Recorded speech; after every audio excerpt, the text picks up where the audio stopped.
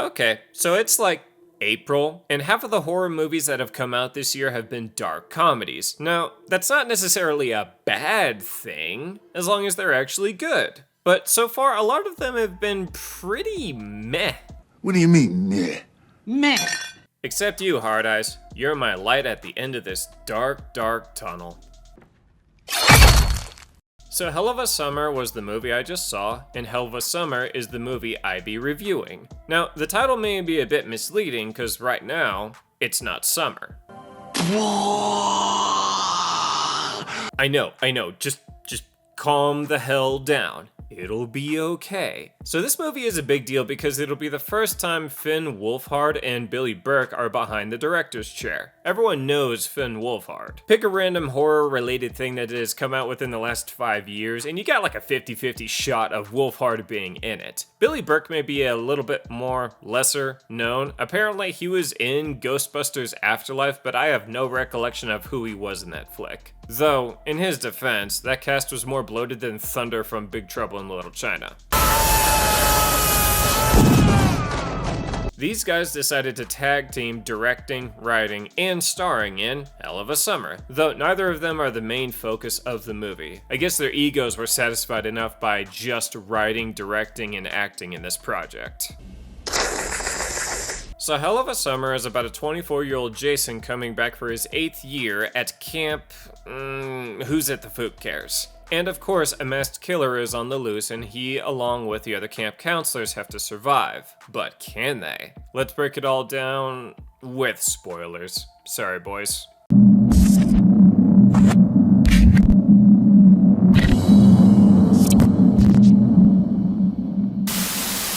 Hell of a Summer opens up with a couple playing some music and being playful near a campfire. The gal goes to grab some beer, and when she comes back, she sees her husband dead on the ground with a guitar handle in his mouth. So we are treated to the first kill of the movie by not seeing it happen. That's not a good start, but keep going. She runs to the car, and as she turns the car on, she pauses, and her head then slides forward because someone did her Goodfellas style. Nuncio up in the...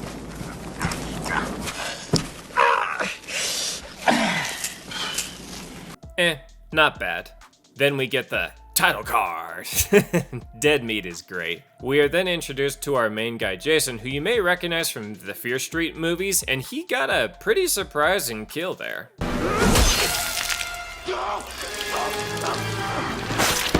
You know, I really thought that guy was gonna make it at the end.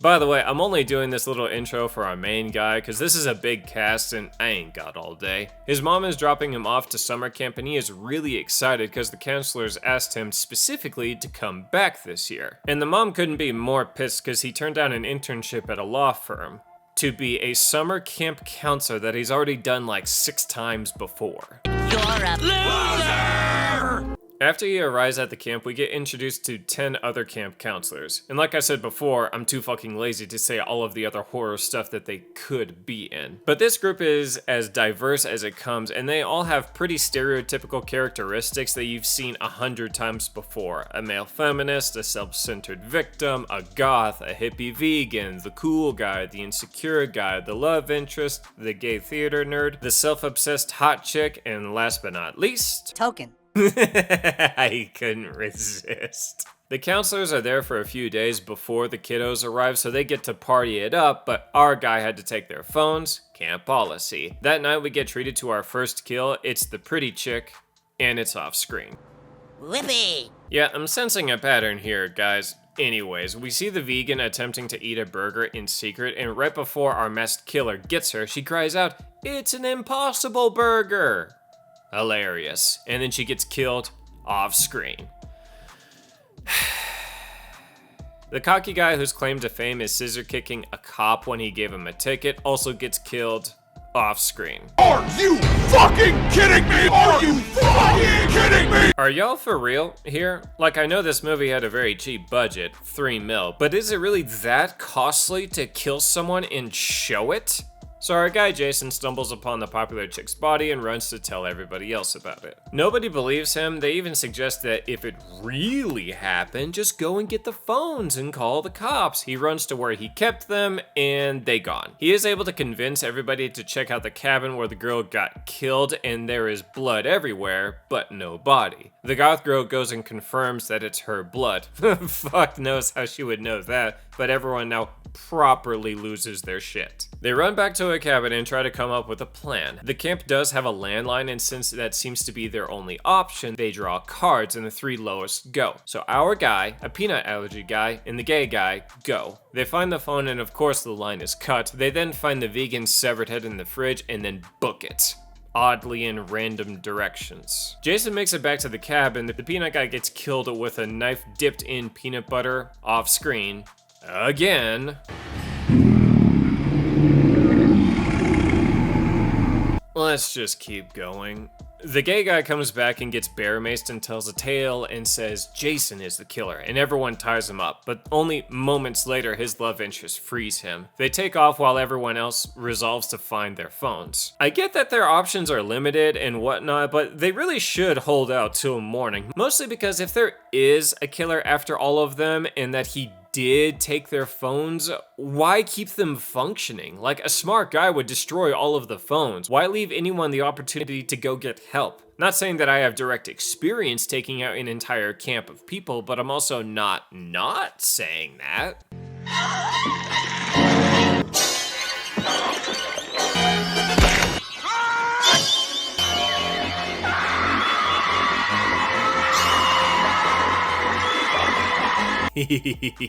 So our main duo finds the camp counselor's bodies. The girl wants to leave, but our guy can't let the other people die or wait for a rescue that's not going to come. Meanwhile, our designated goth gets a basic stab to the back, to which she responds with a "finally," which made me chuckle a bit. And right before she gets finished off, we see a second mass killer come into the cabin, and then she gets her head crushed in with a rock that we don't see.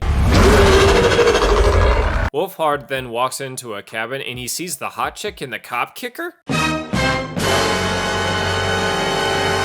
Okay, so yeah, they are the killers, but he still thinks Jason is the killer, so he's just happy to see that they are alive. When the hot couple have some time to themselves, they chat, and the chick is pissed because she wanted them to be famous for killing everybody there. But the guy is feeling pretty good about the idea of someone else taking the fall, and they just become famous by becoming the only survivors, which he eventually agrees is the better idea. Yeah, no shit. You'll be famous either way. Better to be out in the real world for the rest of your life rather than spending it all in prison. Our guy gets his hands on an axe and snoops around looking for the killers. At this point, he doesn't really know exactly who he's looking for, so good luck, buddy. He gets inside a house with a cop kicker and he fumbles and loses the axe, so the cop kicker grabs it and knocks Jason's ass out.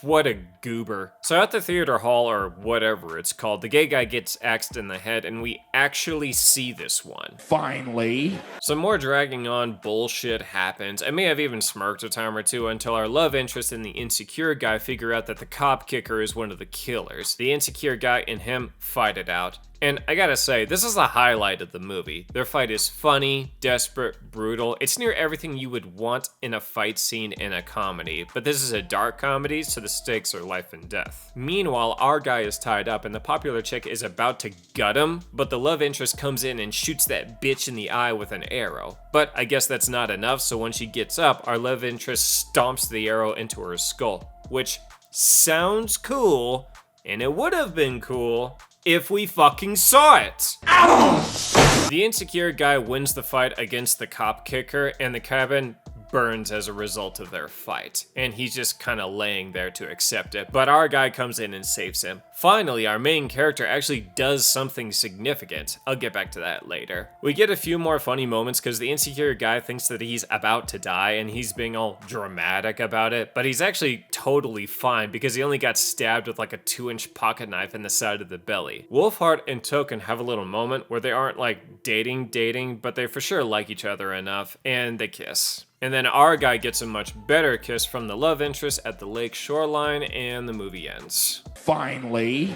Okay, a couple things to go over here. First of all, the movie has a total of 8 deaths out of 13 people. Not bad. Problem is that 6 of those deaths happen off screen, and we also get 2 fake out kills, which I normally wouldn't count, but I'm gonna do it anyway because I'm a miserable dick. I also think 5 surviving people is too many, especially since Wolfhard's character is very insignificant. He really should have gotten got. Same thing with his love interest. She did more stuff in the movie, but still, we gotta make up for those fake out deaths. Same thing with his love interest, Token. And she did more stuff in the movie, yeah, but still, we gotta make up for those fake out deaths. The kills are very uninspiring, and since this movie has a fairly sized kill count and a slasher vibe going on, it really doesn't seem to like fit. Slashers are supposed to be the place where everyone looks for over-the-top blood and creative kills, and it's just not there. Or barely there, because we do see one in-your-face well-done kill, but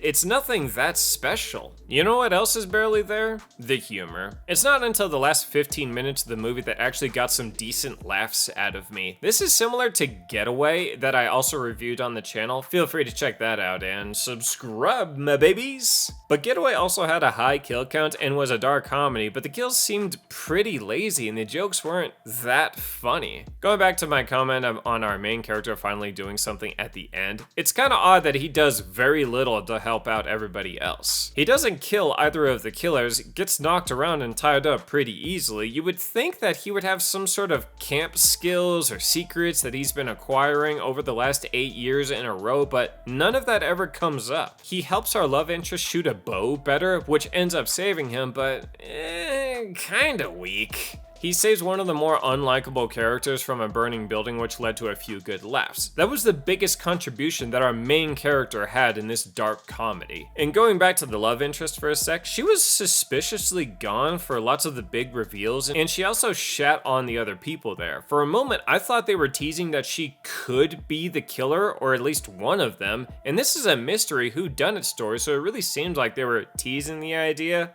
but never actually did anything substantial with it. It's a masked killer movie, but there was no information given to make you think that the cop kicker and the popular chick were the killers before the big reveal.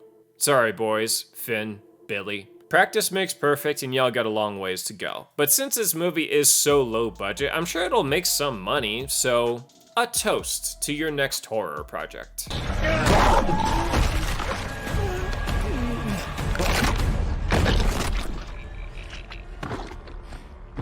Keep it spooky.